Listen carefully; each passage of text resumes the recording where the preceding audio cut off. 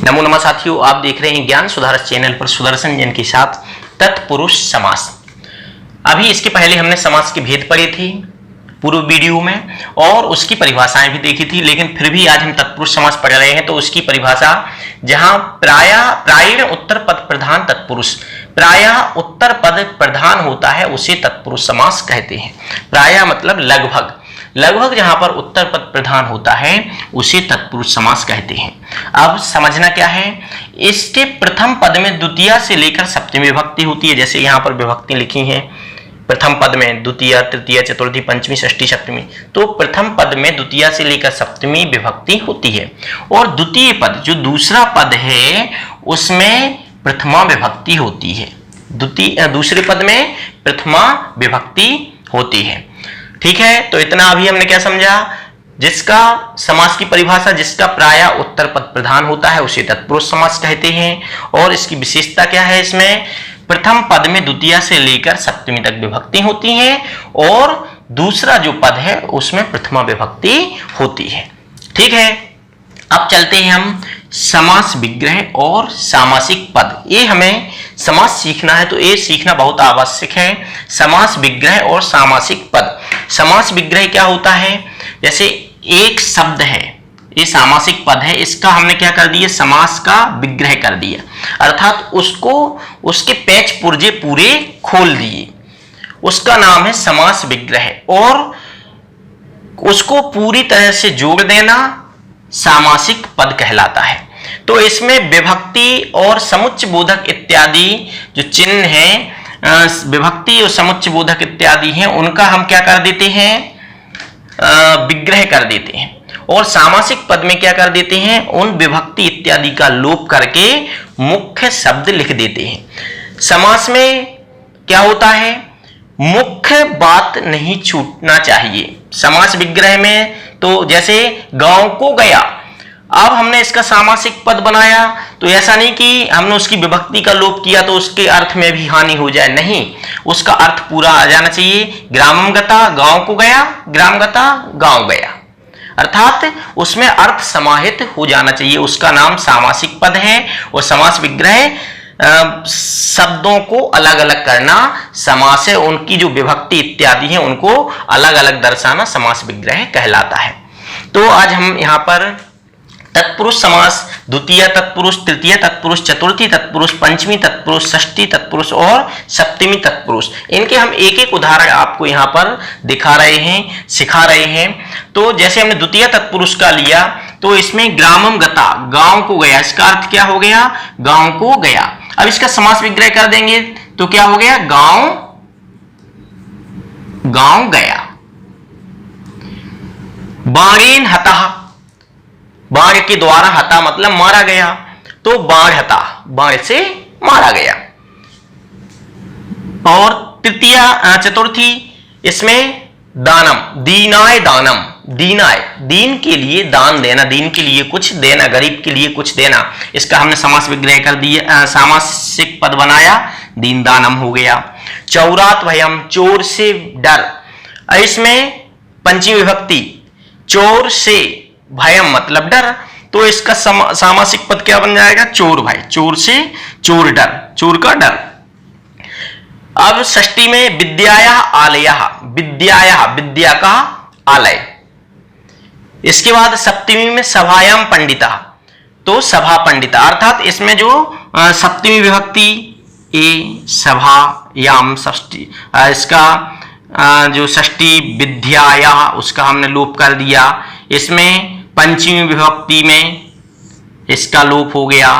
इसमें चतुर्थी का जैसे सुऔजस अमोष्टाभ्याम भिष, इस प्रकार के जो प्रत्यय होते हैं वो इसमें लग जाते हैं, उनको शुभ प्रत्यय कहते हैं, इनसे शब्द रूपों का निर्माण होता है। तो हम उनका लोप यहाँ पर करते जा रहे हैं, या कर दिया तो इससे क्या बन गया, सामासिक पद बन गया। जैसे बाणेन, तो इसका बाण बचा, इसका एन का लोप करके बाण हता। ग्रामम गता, गांव को गया, तो इसमें हमें क्या समझना है, इसमें जो विभक्तियां थी उसका हमने लोप करके उसका सामासिक दोनों पदों को एक पद, दो पदों का एक पद हमने बना दिया।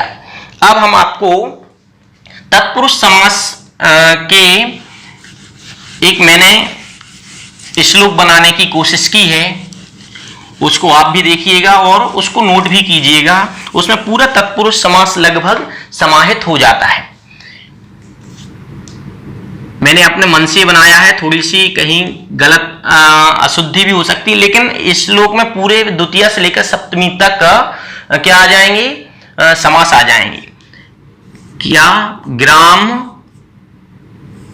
ग्राम गतः भयं प्राप्तः,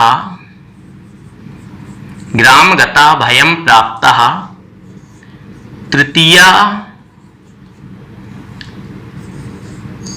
ज्ञानेन, तृतीया ज्ञानेन शून्य, तृतीया ज्ञानेन शून्य, चतुर्थी या चतुर्थे दीन, चतुर्थे दीन दानम चे भयं चौरात पंचमी, भयं चौरात पंचमी,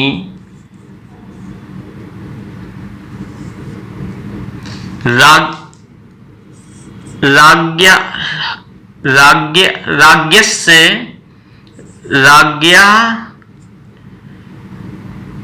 राज्ञः पुरुषः, राज्ञः पुरुषः षष्ठी, षष्ठी चे, राज्ञा पुरुषः षष्ठी चे, जले मग्नः, जले मग्नः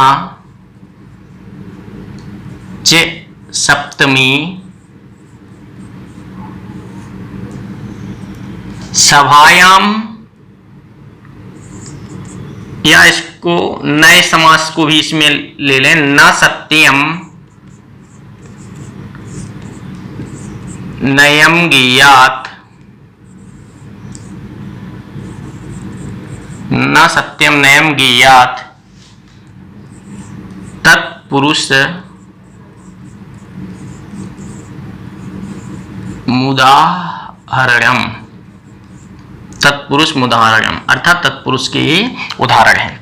तो यहां पर जैसे द्वितीय तत्पुरुष का ये हो गया, द्वितीय तत्पुरुष, ये तृतीया का हो गया, ये चतुर्थी, ये भयं चौरात पंचमी तत्पुरुष, ये षष्ठी, ये सप्तमी, और ये न सत्यम बराबर क्या होता है, असत्यम। ये क्या है, ये है नए तत्पुरुष समास का, न सत्यम असत्यम, ये क्या है, नए समास का उदाहरण है। तो ये तत्पुरुष समास के उदाहरण हैं।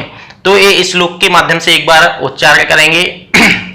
ग्राम गता भयं प्राप्तः, तृतीया ज्ञानेन शून्यः, चतुर्थे दीन दानं चे भयं चौराति पंचमी, राज्ञा पुरुषा षष्ठी चे, जले मग्नः च सप्तमी, राज्ञः पुरुषा षष्ठी, राज्ञः पुरुषा षष्ठी, जले मग्नः च सप्तमी, न सत्यं नयं ज्ञेयात् तत्पुरुष मुदाहरणम।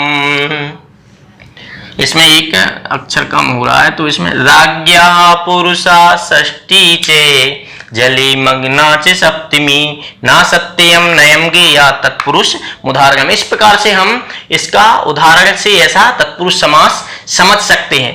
तो एक बार पुनः समझ लें, जिसका उत्तर पद प्रधान होता है, जिसमें द्वितीय से लेकर सप्तमी तक विभक्ति होती हैं, और जो द्वितीय पद होता है, दूसरा पद होता है, उसमें क्या होता है, प्रथमा विभक्ति होती है। नए समास को और देखें संक्षेप में। परिभाषा क्या कहते हैं नए समास, जिस समास में निषेधवाचक शब्द का अर्थात ना शब्द का अर्थ प्रकट करने के लिए प्रारंभ में अन अर्थात आ जोड़ा जाए, उसे नए समास कहते हैं। अर्थात जिस समास में निषेधवाचक, निषेधवाचक अर्थात निषेध मतलब ना, ना वाचक शब्द प्रारंभ में लगा हो तो उसे नए समास कहते हैं। समास विग्रह और सामासिक पद,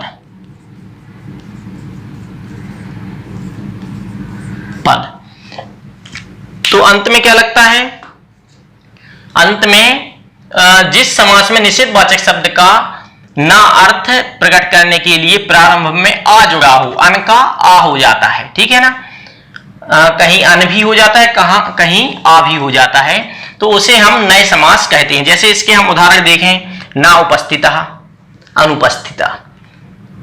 ना उपस्थित, जो उपस्थित नहीं हुआ है वो अनुपस्थित हो गया।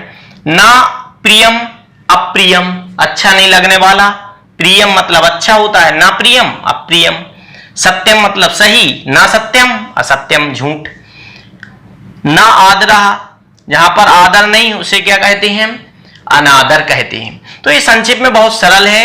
इसमें क्या बताया है, पहला निषेधवाचक शब्द, निषेधवाचक शब्द ना का क्या हो जाता है, आ हो जाता है, अन, अन का आ शेष बचता है तो उसमें आ जुड़ जाता है। जैसे कोई ना सत्यम असत्यम, ना प्रियम अप्रियम, इसमें क्या जुड़ जाएगा, पहला पद ना का बस क्या हो जाएगा, आ हो जाएगा, ठीक है ना। अन, अन भी कह सकते हैं, आ भी कह सकते हैं, ठीक है।